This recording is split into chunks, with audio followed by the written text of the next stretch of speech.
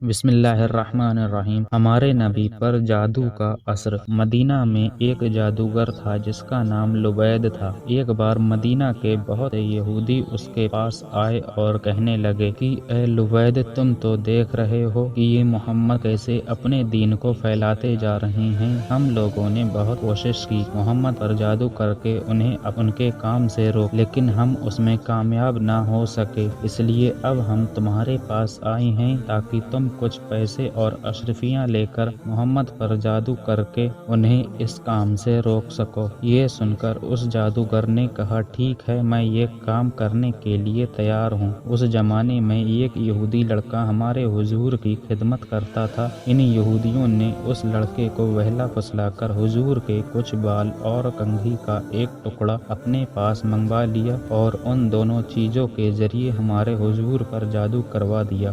کہتے ہیں کہ ہمارے حضور پر وہ جادو لبید جادوگر کی لڑکیوں نے کیا تھا۔ انہوں نے ایک دھاگے میں 11 گاٹھیں لگا کر ان پر جادو کیا اور پھر انہیں کھجور کے ایک لکڑی میں رکھ کر دور جنگل کے ایک کنویں میں ڈال دیا۔ ہمارے حضور پر جادو کا اثر ایسا ہوتا تھا کہ حضور اپنے آپ کو بندھا ہوا محسوس کرتے تھے اور کسی کام کے بارے میں خیال ہوتا کہ یہ کام تو میں کر چکا ہوں لیکن ابھی تک نہ کیا ہوتا، اور جو کام کر چکے ہوتے اس کے بارے میں یہ خیال آتا کہ یہ کام میں نے ابھی تک نہیں کیا۔ لیکن ان سب کے باوجود جادو کا جو اثر تھا وہ بس آپ کے جسم پر ہی ہلکا محسوس ہوتا تھا۔ نبوت میں اس کی وجہ سے کوئی فرق نہیں پڑا کہ جادو کی وجہ سے کسی سے کوئی غلط بات کہی یا قرآن کی کوئی آیت بھول گئے، ایسا کچھ نہیں تھا۔ ایک بار ہمارے حضور حضرت عائشہ کے گھر موجود تھے۔ آپ نے خوب دعا کی، اس کے بعد آپ کو نیند آ گئی اور آپ سو گئے۔ سو کر جب اٹھے تو حضرت عائشہ سے کہنے لگے کہ اے عائشہ، اللہ نے ہماری دعا سن لی ہے۔ حضرت عائشہ نے پوچھا کہ کون سی دعا اے اللہ کے رسول کی؟ ابھی خواب میں میرے پاس 2 فرشتے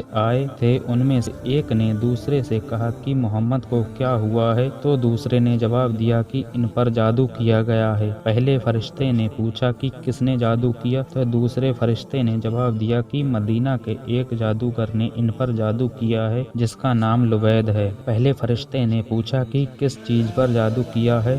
تو دوسرے نے جواب دیا، ان کی کنگھی اور بالوں پر، جو جنگل کے ایک کنویں کے اندر پتھر کے نیچے رکھے ہیں۔ پہلے فرشتے نے پوچھا کہ اب انہیں کیا کرنا چاہیے؟ تو دوسرے نے جواب دیا کہ اس کنویں کا پانی نکال کر اس پتھر کے نیچے سے وہ بال اور کنگھی کا ٹکڑا نکالا جائے تو ان پر جادو کا اثر ختم ہو جائے گا۔ پھر حضور نے کچھ صحابہ اکرام کو جنگل کے اس کنویں کی طرف بھیجا کہ جس کے بارے میں ہمارے حضور کو خواب میں بتایا گیا تھا کہ اس کنویں میں آپ کے بال اور کنگھی پر جادو کر کے ڈالا گیا ہے۔ ان سارے صحابہ نے کنویں کو پانی کو نکالا اور جو جگہ بتائی تھی اس جگہ سے بال اور کنگھی نکال کر ہمارے حضور کے پاس پہنچے۔ حضرت جبرائیل نے ہمارے حضور کو آ کر بتایا کہ آپ سورہ فلق اور سورہ ناس پڑھ کر ان میں سے ایک ایک گانٹھ کھولتے جائیں۔ پھر حضور نے سورہ فلق اور سورہ ناس پڑھ کر ایک ایک گانٹھ کو کھولا، یہاں تک کہ وہ 11 گانٹھیں کھل گئیں۔ پھر آپ نے ایسا محسوس کیا کہ جیسے میرے اوپر سے کوئی بوجھ اتر گیا ہو۔ ان سب کے بعد لبید جادوگر کو بلایا گیا اور اس سے پوچھا گیا تو اس نے اپنے جرم کا اقرار کیا کہ ہاں، میں نے ہی آپ پر جادو کیا تھا۔